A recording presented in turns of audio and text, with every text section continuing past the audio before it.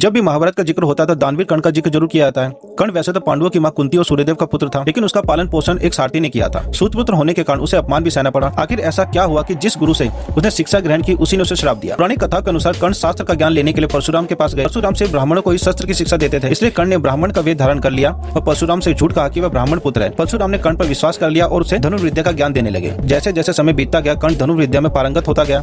इससे परशुराम जी उससे प्रसन्न हुए और कर्ण परशुराम जी का प्रिय शिष्य बन गया। एक बार परशुराम जी और कर्ण जंगल में अभ्यास कर रहे थे। बहुत देर तक अभ्यास करने के कारण थकान मिटाने के लिए दोनों एक पेड़ के नीचे बैठ गए। परशुराम जी कर्ण की गोद में लेट गए। कुछ ही पल में उन्हें गहरी नींद आ गई। तभी एक कीड़ा कर्ण के पैरों पर चढ़ गया और काटने लगा। वहीं गुरु की नींद में विघ्न न पड़े इसलिए कर्ण हिला तक नहीं। कुछ देर बाद जब परशुराम जी की नींद खुली तो कर्ण के शरीर पर काटने के निशान देखकर जो गए उन्हें भ्रम हुआ कि कर्ण ब्राह्मण नहीं है। ब्राह्मण में इतनी सहनशीलता नहीं होती। परशुराम जी ने कर्ण से उसकी असली पहचान पूछी तो कर्ण ने कहा कि मैं सूतपुत्र हूँ। यह सुनकर परशुराम जी को क्रोध आ गया। उसने श्राप दिया कि तुमने जो कुछ भी सीखा है, जब भी तुम्हें इसकी सबसे ज्यादा जरूरत होगी तब वह उसका इस्तेमाल नहीं कर पाएगा। जरूरत के वक्त तुम मेरे द्वारा सिखाए गए मंत्र भी